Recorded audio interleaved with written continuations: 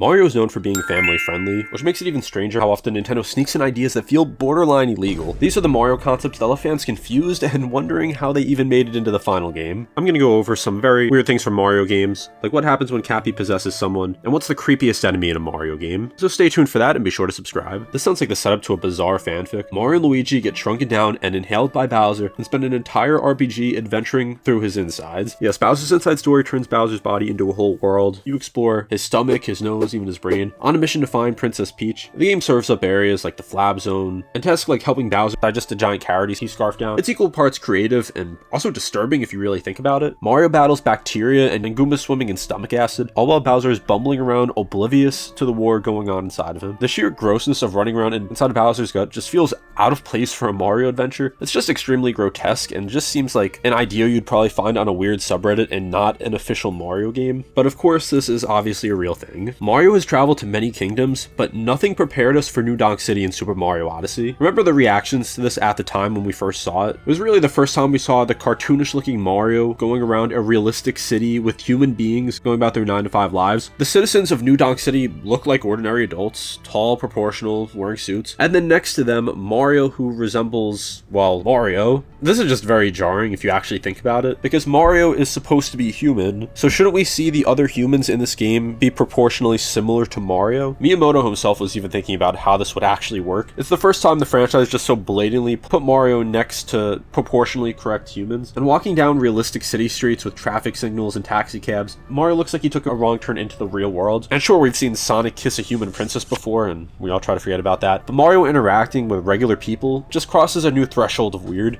New Donk City also raises so many questions. Are those supposed to be normal humans while Mario is something else, or is it the other way around? And yet it's oddly captivating. The city is a love letter to Mario's Donkey Kong origins, but also a surreal reminder that our beloved plumber doesn't quite fit into the real world. This also asks the question of what was Brooklyn like in the Mario universe, because we've seen Mario live in the real world in the movie, in the TV show, but we've never actually seen his origins in a video game. So are all the other humans there like the humans in New Donk City? Are they more like Mario? I have no idea. As if the Mushroom Kingdom wasn't chaotic enough, Nintendo went and introduced baby versions of almost every major character, and then made them canon. Baby Mario, Baby Luigi, Baby Peach, Baby Daisy, Baby Rosalina, and even Baby Waluigi as of this year. The whole crew just has their baby versions playing tennis with them. It started innocently in Yoshi's Island with Baby Mario as a one-off character, but soon Baby Mario and pals became recurring characters in spin-offs. They race their adult selves in Mario Kart, play sports, and have their own fully fleshed out identities. It's so commonplace now that we hardly bat an eye, but think about it. How are Baby Mario and adult Mario coexisting at the same time? Did everyone time travel just to play sports and have parties together? In something like Mario and Luigi Partners in Time, it makes sense because that game actually explains the time travel, but outside of that, the game has never bothered to explain it. It's like the multiverse just collided and brought these two timelines together and no one questioned it. Also, how are these babies able to play sports and race karts? Like, they can't be any older than like a year old, yet they're hitting home runs in Mario Super Sluggers and driving full-on karts on dangerous tracks. Like,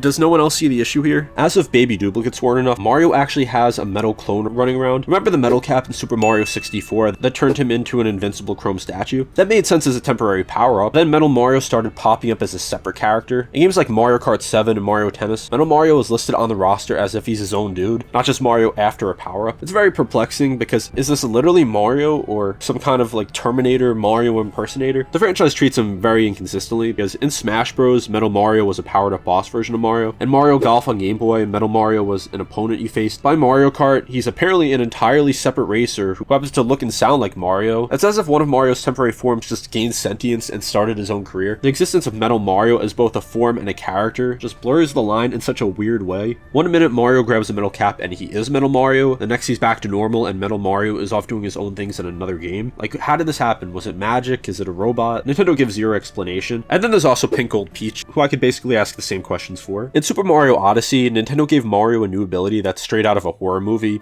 possession. Sure, they call it capturing, but it's a lot darker than that. When Mario throws Cappy onto an enemy, whether it's a Goomba or Bullet Bill or a T-Rex, or even unsuspecting humans, Mario just takes over their consciousness. And while he may use it for noble reasons, it's still possessing someone without even asking them. This raises so many moral questions that I could probably make an entire video on. Like, what is it that these beings are feeling when Mario captures them? Did they just lose consciousness for that time? Are they conscious but can't do anything? We don't know. Also, besides any moral qualms with this, how does Mario exactly capture some inanimate sentient objects. Like, he can capture a traffic cone, a taxi cab, a letter, straight up electricity. Does that mean that these things actually have consciousness in a Toy Story kind of way? Does it mean Mario's creating consciousness? Electricity isn't even matter, so how does that even work? I don't know. I don't know if I want to know. Let's move on. Possession is one thing, but Mario's also been known to literally wear his enemies. Those cute power-up suits, don't think too hard about where they came from. The Tanuki suit, for example, sure looks like Mario's wearing the hide of a raccoon, complete with head and ears. In fact, PETA once had a tantrum over this, lambasting Mario for wearing the coat of a skinned raccoon dog to gain powers. They even made a flash game about bloody, skinless Tanuki chasing Mario to reclaim its fur. Of course, in Nintendo canon, the Tanuki suit is a magical item, not an animal carcass, but of course, it is still weird to think about. And Tanuki Mario is just the start. How about the Goomba shoe from Super Mario Bros. 3? Mario defeats a Goomba and then just hops into its oversized shoe it was wearing. Then there's Mario Party 2, where Mario and friends dress up in the skins of different creatures for each themed world. Let's not overlook Bowser's Fury, when Mario dons a catsuit so convincing that Bowser's own minion treats him like a cat. It's cute until you ponder if there's an actual cat being skinned to make that suit. Then there's other moments like the frog suit and the penguin suit. We can just think of it as a magical entity that doesn't actually harm anyone. Most of Mario's world is cheerful and goofy, which is why the haunted piano in Super Mario 64 just shocked a whole generation. You're exploring Big Boo's haunt, an admittedly creepy ghost house. When you step into a random room with a grand piano, suddenly the piano springs to life, revealing jagged teeth and lunges at Mario, and pretty much scared every 90s and 2000s kid, whether they played it on the 64 or the DS like me. The Mad Piano is the stuff of nightmares. It's just an unexpected jump scare in the otherwise friendly world of Mario. It's not something you'd ever expect in a Mario game, which is exactly why it catches you by surprise. You can't even kill this piano or anything, you just have to grab the coins behind it and run for your life as it chomps the air. This is one of those enemies that everyone remembers, even though this is the only time we see him, as far as I know. Even revisiting it as an adult, it's still pretty weird, and it makes you think, how did this piano come to be? Was it just a regular piano that got haunted with someone's soul? Is it organic life that's just happens to be shaped like a piano, kind of like the cars in Cars? Comment your answer below. When Nintendo wasn't content with designing new enemies, they came up with a delightfully odd challenge: evil cosmic clones of Mario that chase you around, mirroring your every move. Introduced in Galaxy 2 and later in 3D Land, these cosmic clones are like dark, transparent Marios with glowing eyes that spawn as you progress through certain levels. The gimmick is wherever you move, they follow step for step. A second later, not for too long, and your own doppelganger will collide with you, causing damage. Essentially, you are your own worst enemy, quite literally. Instead of coming up with a new boss or obstacle, the dev said, let's copy-paste Mario, make him spooky, and turn him into a moving hazard. Now, this is just extremely stressful when you're trying to progress through a level, and then you have 5 different Shadow Marios coming after you.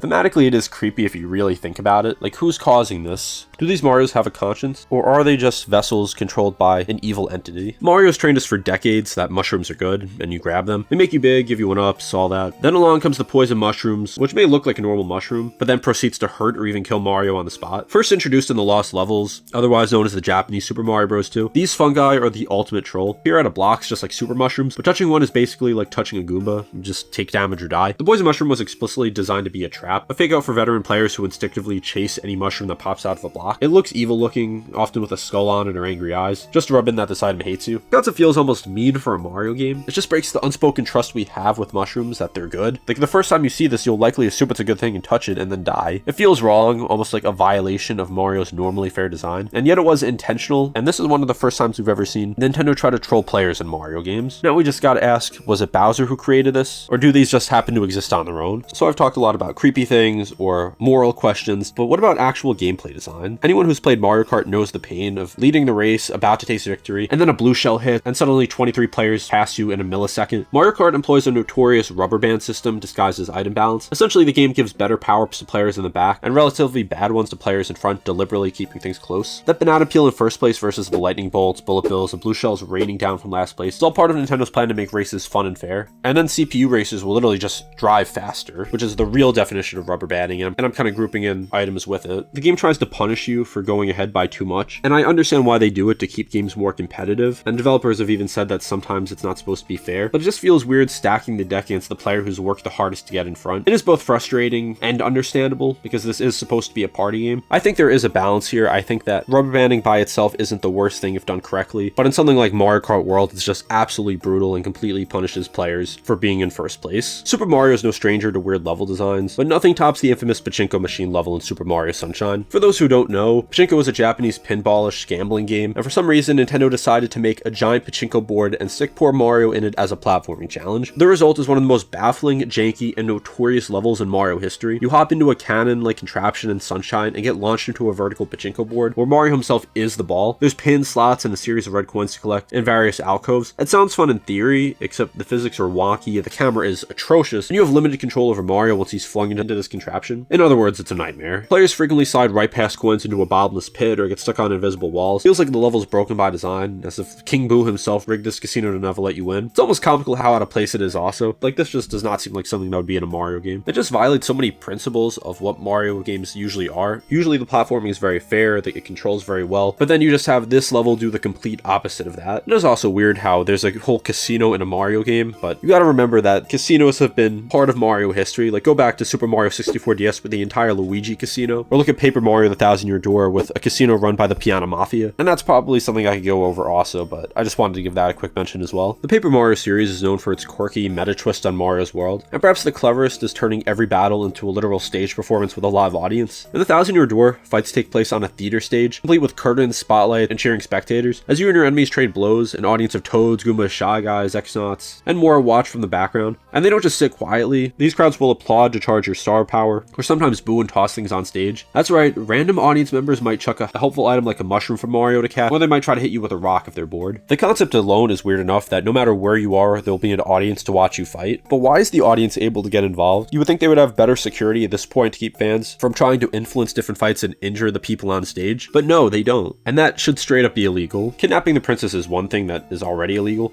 but at some point Bowser decided he didn't just want to capture Peach, but he wanted to marry her. Not just once, but over and over again across the franchise. That's a running gag, or plot depending on the game, that's equal parts comical and also uncomfortable if you really think about it. The most famous instance is in Super Mario Odyssey, where the entire storyline is Bowser staging a forced wedding. He has the wedding planners, a fancy white tux, a massive wedding airship, world-spanning thefts of rings and flowers, all to make Peach his bride. The entire game is basically trying to stop this wedding from happening. And remember, this is a kid-friendly game that revolves around stopping an unwanted marriage. Yet Odyssey is not the first time, not by a long shot, where this has happened in a Mario game. Bowser also attempted to tie the knot with Peach in Super Paper Mario, which, credit to him, was not entirely his fault. It was Count Bleck's doing. The fact that this keeps happening means Bowser just cannot take no for an answer. He's tried to force her to marry him like 10 different times, and each time it's gotten stopped. This whole obsession is just a strange theme to recur in a series about a plumber and a turtle dragon. It just is kind of in that creepy category. Like, at what point do they put Bowser away for life? And also, who's certifying these weddings? Because they need to be held accountable as well. For a franchise that's usually lighthearted, Mario sure has a habit of dying in surprisingly canonical ways. I'm not talking about falling down a pit and getting a game over. I mean actual plot points or scenarios where Mario canonically dies, at least temporarily. The most striking example comes from Super Mario Galaxy. In the finale, after defeating Bowser, there's a catastrophic implosion of Bowser's sun reactor that creates a black hole, sucking up everything, Mario included. The Lumas sacrifice themselves to neutralize the black hole, and the universe essentially gets reset. Rosalina even delivers a monologue about death and rebirth. It's heavily implied that Mario and everyone else straight up died in the apocalypse and were reborn in the new universe that forms. Like, wow, Nintendo. We actually witnessed the end of all existence and then getting a brand new one in a Mario game. But even besides this, Mario has had some other brushes with the afterlife. In Luigi's Mansion, Mario's captured and magically sealed into a painting, essentially putting him in suspended animation. While not technically dead, he also kind of is at the same time. In Paper Mario Color Splash, there's a scene where Mario literally explodes and the characters momentarily think he's a goner. And much darker than Luigi's Mansion or Color Splash, where he doesn't actually die. Super Paper Mario has an entire chapter set in an underworld-like afterlife where Mario goes because of his game over. He goes through the underworld, which is meant to represent a place between heaven and hell, and then works his way up to the over there, which is meant to represent heaven. Even if we know it's temporary, these moments just carry a morbid weight that's totally at odds with the happy-go-lucky image of Mario. It would be like if there was an episode of Mickey Mouse where Mickey died and then was just revived. I think we just have to admit that no matter what, Mario just has insane plot armor. And those are some of the weirdest concepts in Mario games that feel illegal. Be sure to subscribe if you enjoyed this.